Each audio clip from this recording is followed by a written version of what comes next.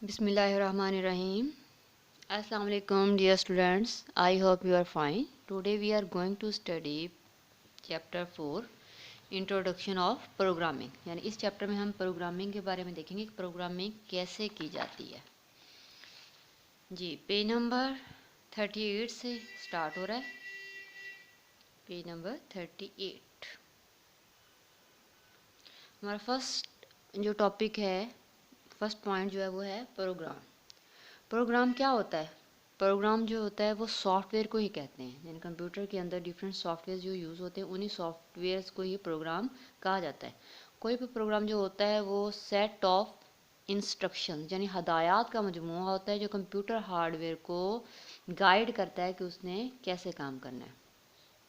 Different problems को solve करने के लिए डिफरेंट प्रोग्राम्स जो होते हैं वो होते हैं और प्रोग्राम्स की डिफरेंट टाइप्स होती हैं।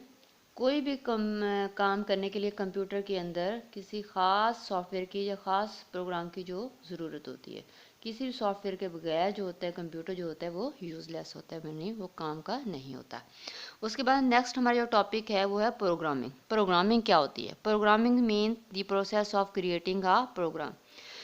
यानी प्रोग्रामिंग का मतलब है कि वो अमल जिसके ज़रिए प्रोग्राम जो है वो तैयार किया जाता है। यानी प्रोग्राम को लिखने का जो अमल होता है उसको कहते हैं प्रोग्रामिंग।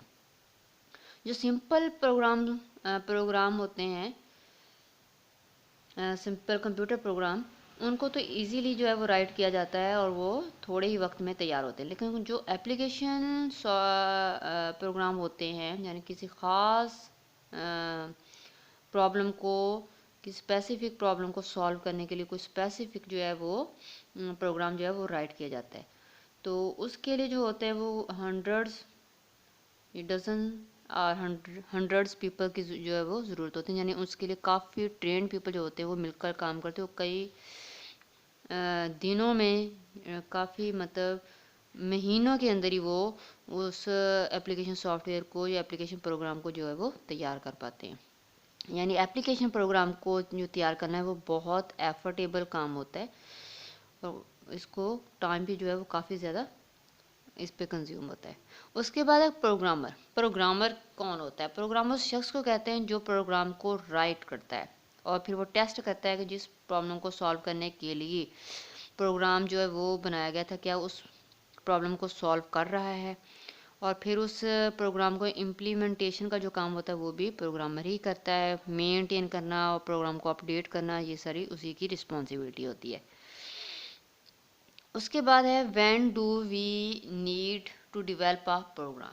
जी, प्रोग्राम को डेवलप करने की कब ज़रूरत जो थी वो पेश आई, कब से? तो तकरीबन जब काफ़ी अर्सा पहले जब कंप्यूटर जो थे वो मार्केट के अंदर इन हुए, तो जैसे कंप्यूटर्स कमर्शियली अवेलेबल हुए मार्केट में, तो डिफरेंट पीपल्स जो थे, डिफरेंट यूज़र्स थे, उनकी डिफरेंट जो थी वो डिज़ायर्स थी।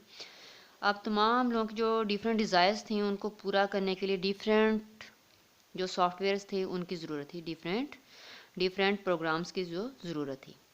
तो फिर जो थी उन तमाम डिफरेंट पीपल की डिफरेंट डिज़ायर्स को पूरा करने के लिए डिफरेंट सॉफ्टवेयर्स जो थे वो मार्केट के अंदर अवेलेबल हो गए। तो इस तरह जो थे वो प्रोग्राम जो थे वो डेवलप होना शुरू हो गए। उसके बाद हमारे पेज नंबर 34 पे है। जी, पेज नंबर 9, पेज नंबर 39 है हमारा। जी, इसके बाद है डेवलपिंग का प्रोग्राम। यानी प्रोग्राम को तैयार करने के लिए कुछ ख़ास रिक्वायरमेंट्स होती हैं, यानी कुछ ख़ास स्टेप्स जो होते हैं वो लेने पड़ते हैं। फर्स्ट स्टेप जो होता है वो होता है टू डिफाइन द प्रॉब्लम यानी मसले की वजाहत। इस स्टेप में मसले की वजाहत की जाती है, मतलब ये देखा जाता है कि प्रॉब्लम है क्या, हम क्या चाहते हैं, हम किस मकसद को, किस डिज़ायर या किस नीड को पूरा करने के लिए या किस प्रॉब्लम को सॉल्व करने के लिए हम जो है वो प्रोग्राम क्रिएट कर रहे हैं। नंबर 2 है टू डिवेल्प एन एल्गोरिथम। यानी जब मसले की वजाहत हो गई, नंबर 1 स्टेप जो कंप्लीट हो गया, नंबर 2 पे फिर वो किया जाता है कि जो मसला है, जो प्रॉब्लम है, उसको सॉल्व कैसे करना है। How the problem is to be solve, यानी वो मसला जो है वो कैसे सॉल्व होगा। अब मसले को सॉल्व करने के लिए जो एक प्रोसीजर जो होता है, स्टेप बाय स्टेप जो है वो राइट किया जाता है, तो उस स्टेप बाय स्टेप जो प्रोसीजर को कहते हैं एल्गोरिथम।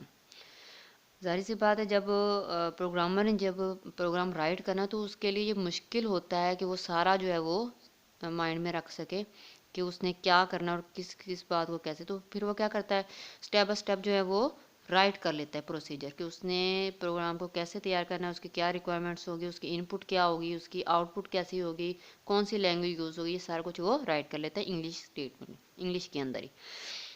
नंबर थर्ड पे टू कोड दी प्रोग्राम, यानी इसके अंदर क्या होता है, हाँ जी, कंप्यूटर प्रोग्राम्स जो होते हैं वो इंग्लिश लैंग्वेज में नहीं राइट किए जाते, ना ही उर्दू लैंग्वेज में, ना ही किसी और। उनको ख़ास कंप्यूटर प्रोग्रामिंग लैंग्वेज जो होती है उनके अंदर, यानी सॉरी प्रोग्रामिंग लैंग्वेज के अंदर राइट किया जाता है।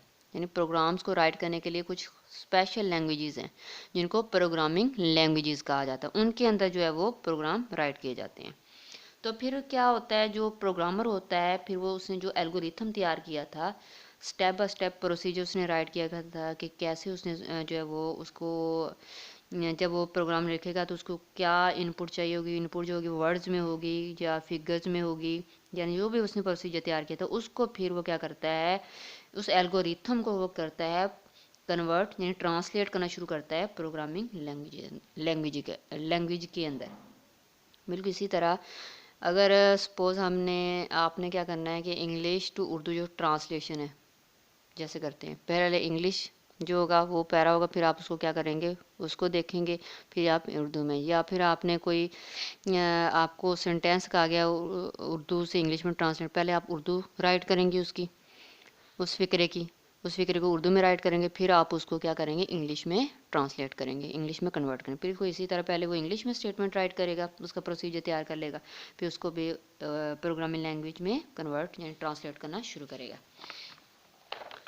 उसके बाद जो होता है फिर वो जब प्रोग्राम राइट करता है ना प्रोग्रामिंग लैंग्वेज के अंदर, तो फिर वो टेस्ट करता है कि उसने जिस प्रॉब्लम को सॉल्व करने के लिए जो प्रोग्राम तैयार किया था क्या वो उस प्रॉब्लम सॉल्व हो रही है, जिस डिज़ायर को पूरा करने के लिए उसने प्रोग्राम को डिज़ाइन किया था वो डिज़ायर जो है वो पूरी हो रही है।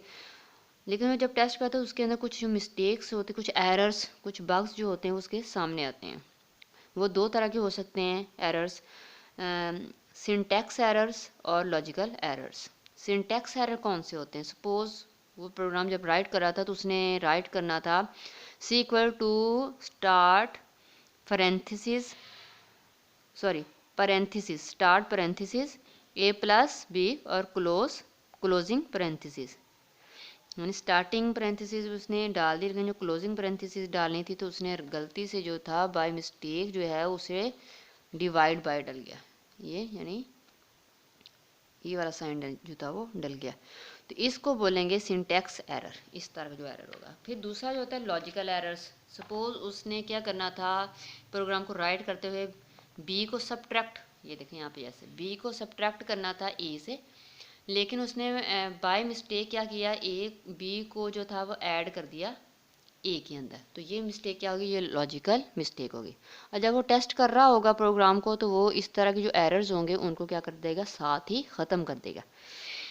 बिल्कुल इसी तरह जब आप लोग जो है आप लोग टेस्ट राइट करते हैं, टेस्ट राइट करने के बाद एक बार फिर आप दोबारा देखते कि इसके अंदर जो जो मिस्टेक्स हैं उनको रिमूव करके आप दोबारा सेट कर लेते हैं, फिर वो आप जो टीचर को टेस्ट भी अपना चेक करवाते हैं। तो ये भी उसी तरह फिर वो अपना मिस्टेक्स को ख़त्म करने के बाद जो है वो अपना प्रोग्राम जो है उसको फाइनल करता है। टू प्रिपेयर डॉक्यूमेंटेशन, यानी इसके अंदर कुछ स्क्रीन शॉट्स भी ले लेता है, या फिर कुछ वीडियोस हो सकती हैं, या फिर कुछ क्लिप्स हो सकते हैं, या फ्लो चार्ट कुछ भी हो सकता है, जिसके ज़रिए वो कह लो कि यूज़र को, यानी जो प्रोग्राम का यूज़र होगा उसको मदद मिलती है कि प्रोग्राम को कैसे यूज़ करना है। यानी ये एक वो तरीकाकार होता है, सपोज एक वीडियो तैयार कर लेता है जिसमें वो बताता है कि मेरा प्रोग्राम जो है इसको ऐसे ऐसे जो है वो यूज़ करना है, ठीक है। तो ये थे हमारे स्टेप्स जो कंप्लीट हो चुके। आज हमने पेज नंबर 41 तक जो कंप्लीट किया है, 41 तक हमने स्टेप्स तक किया है तकरीबन इसके अंदर, पेज नंबर 38 से 41। अब हमारे सिर्फ जो है वो दो टॉपिक्स रह गए हैं, प्रोग्रामिंग लैंग्वेज और नेक्स्ट लेक्चर में हम देखेंगे प्रोग्रामिंग लैंग्वेजेस क्या होती हैं, और इसी के साथ हम जो है वो देखेंगे क्वेश्चन आंसर भी देखेंगे, ठीक है। क्वेश्चन आंसर जो इससे रिलेटेड होंगे पूरे चैप्टर के, वो भी मैं इसी के साथ पढ़ाऊँगी। बेटा आप लोगों को अगर किसी चीज़ की समझ ना आए तो मुझे आप दोबारा पूछ लिया करें, और इस लेक्चर को देखने के बाद जो है ना आपने मुझे सब ने जो है वो यस में मैसेज करना है, ताकि मुझे पता चले कि आप लोगों को समझ आई है। जस्ट आपने मैसेज करना है यस के अंदर, ठीक है, ताकि मुझे पता चले कि किस किस ने ये लेक्चर देखा है और किस किस को समझ आई। जिसको नहीं आएगी वो मुझसे पूछ सकता है। ओके, अल्लाह हाफिज़।